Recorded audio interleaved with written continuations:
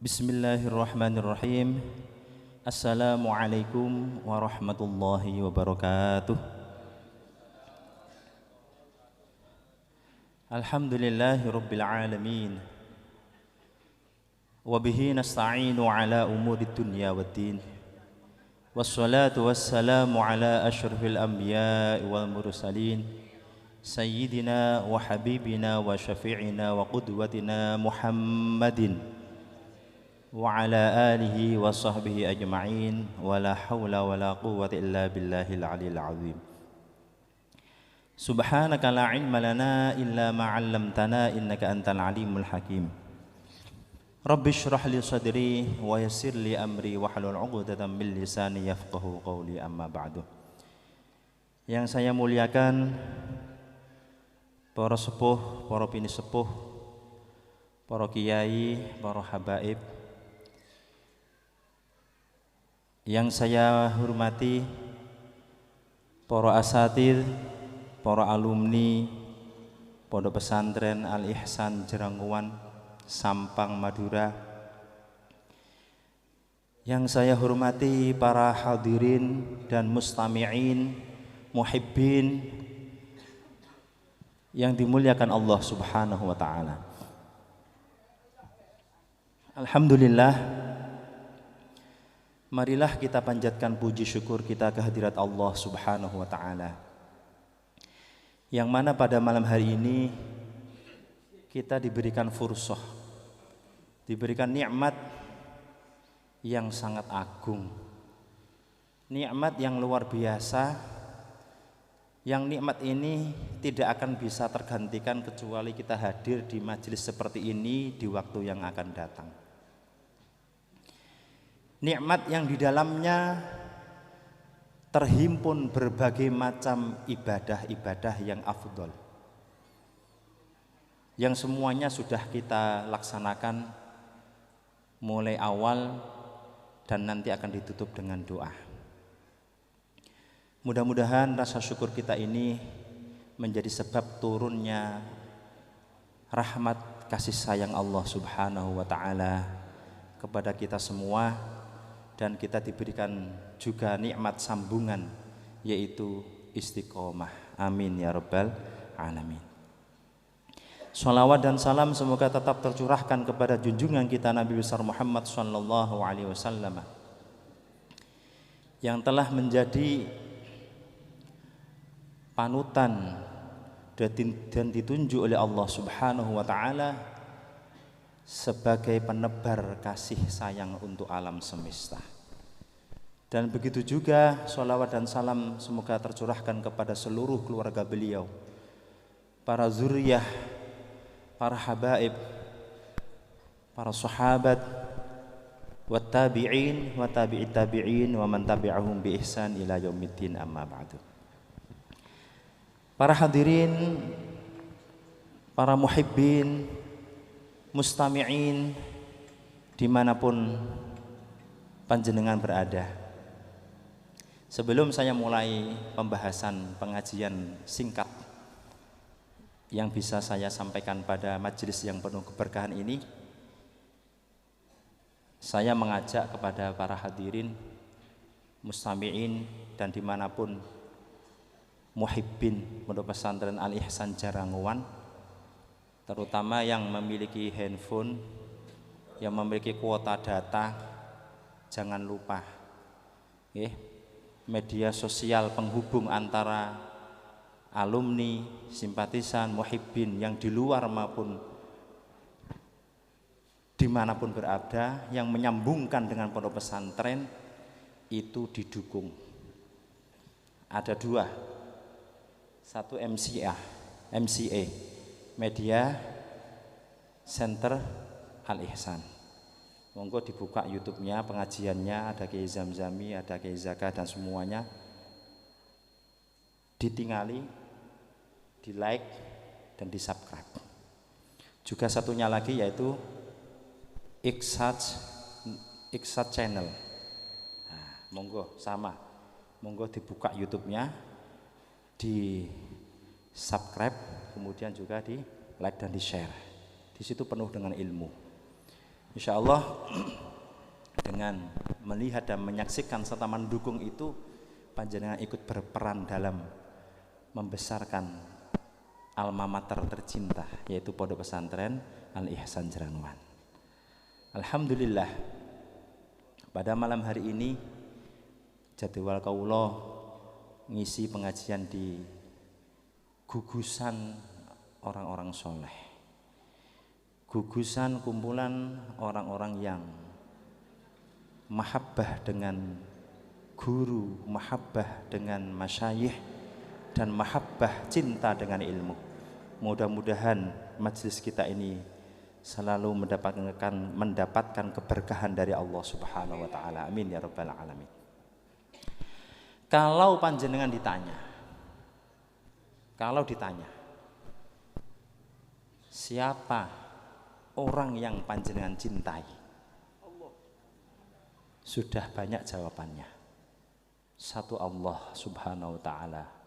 Nomor dua, Rasulullah Shallallahu alaihi wasallam. Kemudian urutan berikutnya sesuai dengan kapasitas kita dan ilmu kita. Dan itu sudah sering ditanyakan. Sekarang malam ini saya bertanya, siapa musuh panjenengan? Siapa musuh kita?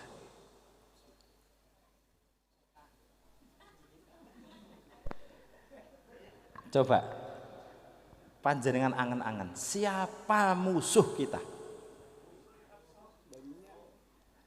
Banyak.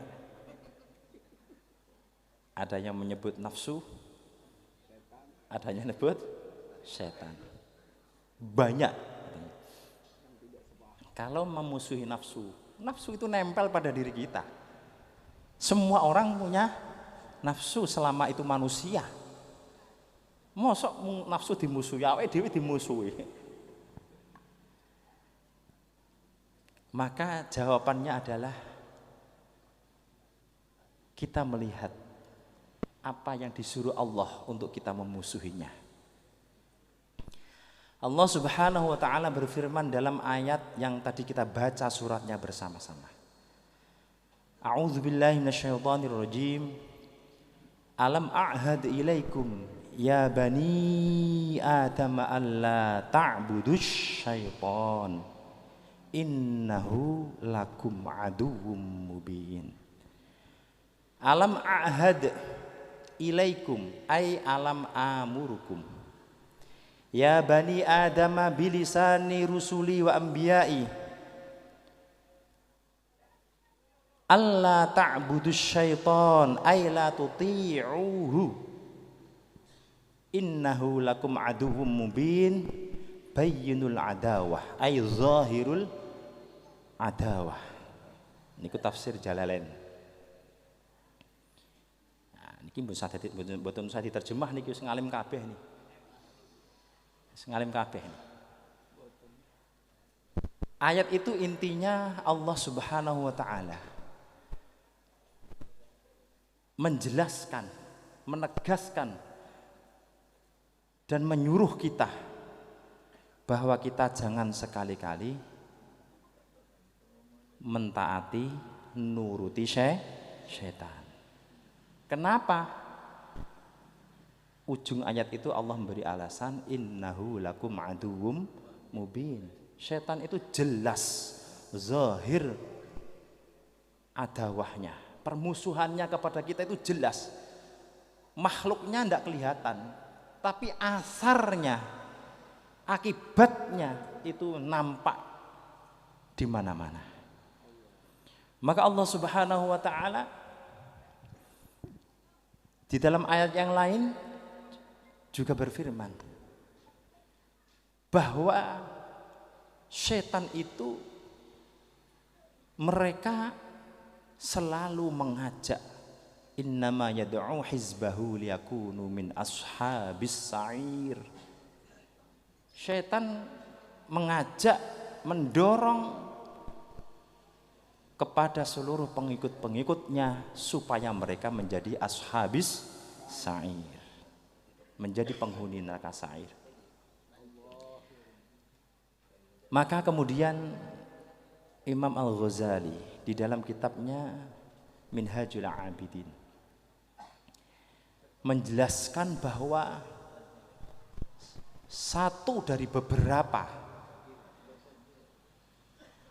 awaik atau akobah, dalan angel atau rintangan yang menjadi perintang kita untuk pengabdian kita kepada Allah Subhanahu wa taala, itu salah satunya adalah syaitan. Maka Imam Al-Ghazali menjelaskan bahwa kita setidak-tidaknya punya dua alasan kenapa kita harus selalu bermusuhan dengan syaitan, dengan iblis. Yang pertama, bahwa iblis ketuanya setan, mbae setan, iblis namanya. Iblis itu adalah musuh yang nyata, yang mudillun, menyesatkan.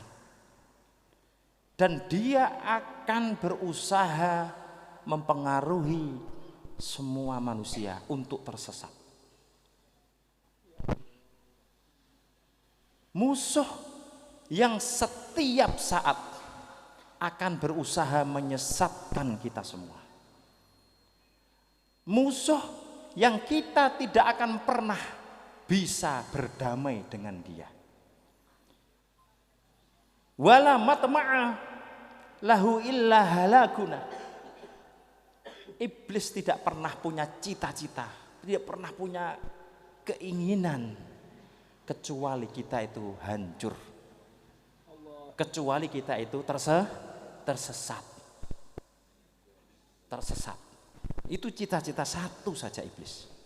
Setan semuanya berharap menginginkan kita itu tersesat.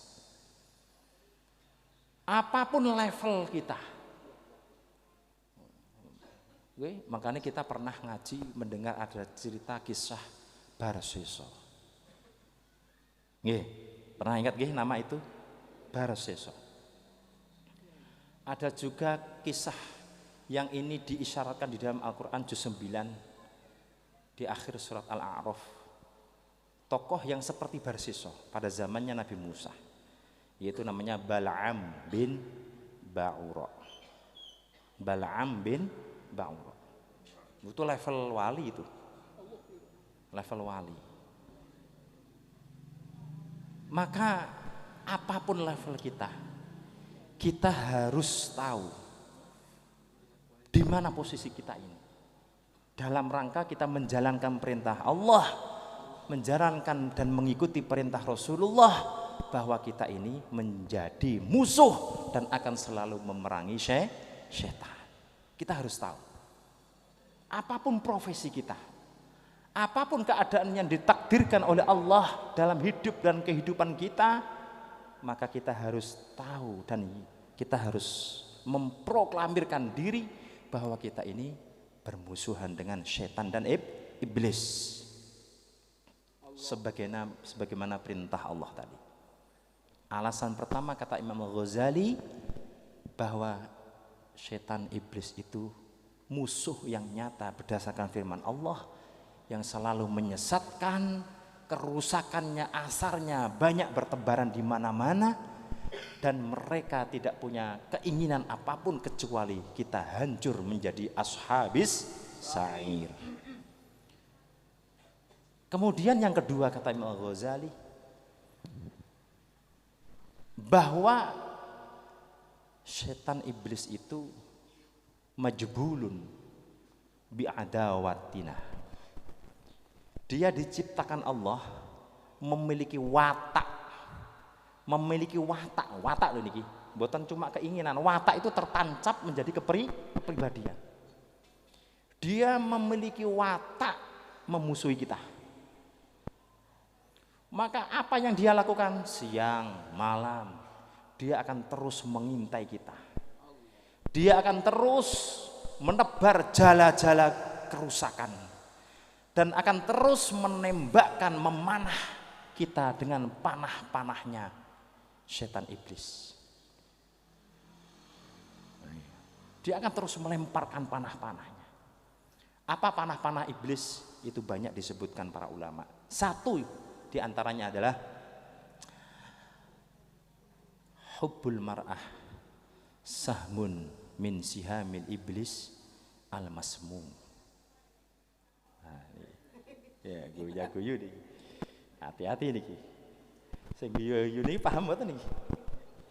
Hubbul mar'ah sahmun min sihamil iblis al-masmum. Salah satu panah iblis yang paling beracun itu adalah mencintai lawan jenis dengan cara yang tidak dibenarkan oleh syariat. Nggih. Mencintai lawan jenis dengan cara yang tidak dibenarkan oleh syariat. Kalau syariat Islam sampun paripurna, sudah sempurna.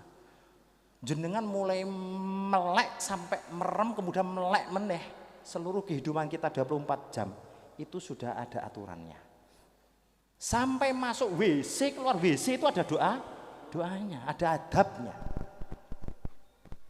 Apa meneh perkara gede kaya kate menikah niku wonten aturane.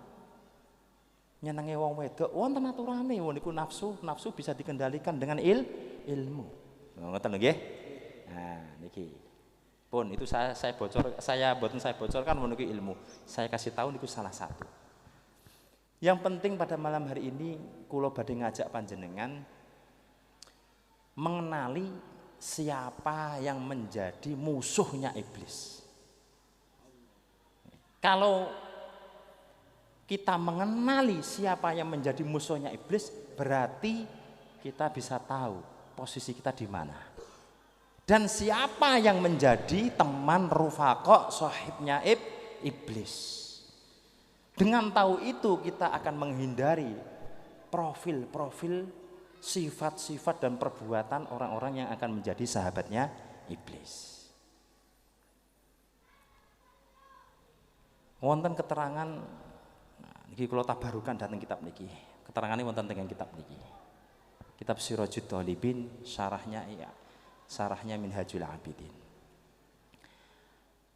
Wa dzukira an Wahb bin Munabbih. Wonten sing maos wa dzikra an Wahb bin Munabbih. Wa dzikra an Wahb bin Munabbih rahimahullahu taala qala innallaha taala amara iblisa ayyatiya Muhammadan sallallahu alaihi wasallama wa yujibahu ay wa amara ay yujibahu an kulli ma yas'aluh.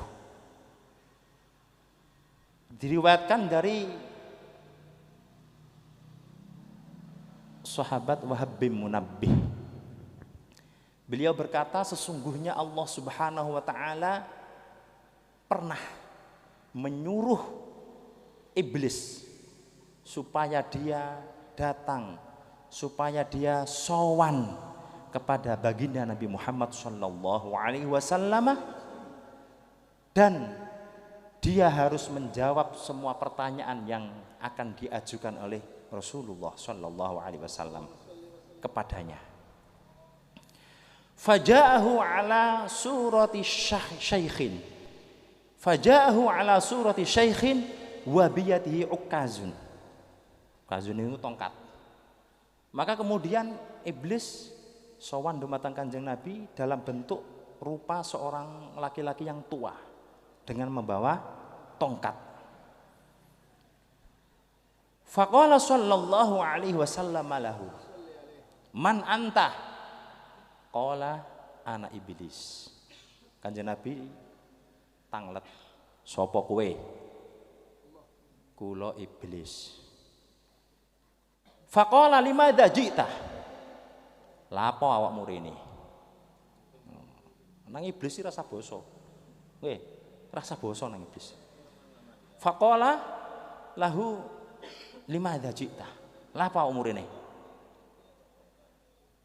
Qala iblisu innallaha amaroni an atika wa ujibaka an kulli ma tas'aluni. Kanjeng Nabi Gusti Allah ngutus kula sowan dateng panjenengan dengan tugas kula kedah jawab sedaya pertanyaan ingkang panjenengan ajukan. Saya disuruh oleh Allah untuk sowan dumateng panjenengan agar saya menjawab semua pertanyaan yang akan panjenengan ajukan kepada saya. Summa qala sallallahu alaihi wasallam, ya mal'un kam a'da'uka min ummati. Nabi bertanya, wahai yang terlaknat, berapa musuhmu dari umatku? Nah niki, berapa musuhmu, berapa golongan yang kamu anggap musuh, kamu jadikan musuh dari umatku? Qala iblisu khamsata asyar. Qala iblisu khamsata asyar. Wonten gangsal welas. Ada 15 ya Rasulullah. Awwaluhum anta. Iblis ya. Kula ngeten lho nggih, mboten karep kene. Yang pertama panjenengan. Oh itu. Tek ini iblis jawab tadi. Awwaluhum anta. Pertama musuh kula, musuh saya adalah panjenengan. Ya Rasulullah. Wasani imamun adilun. Yang nomor 2 pemimpin yang adil. Adil niku napa? Dalam ta'rif syar'i, adil itu meletakkan, memposisikan sesuatu sesuai dengan tempat dan kapasitasnya. Niku adil. Adil. Pun kula mboten menerangkan, kula malam ini mboten menerangkan keadilan. Pun pinter kabeh pisan. Wassalisu ghaniyun mutawadhi'un. Musuh saya yang nomor 3 orang kaya tapi tawadhu. Tawadhu ini apa? Andap asor mun reng jabah. Mun reng Madura dep asor. Nah, mirip ya. Nah, kalau orang Jawa sebut andap asor, dep asor.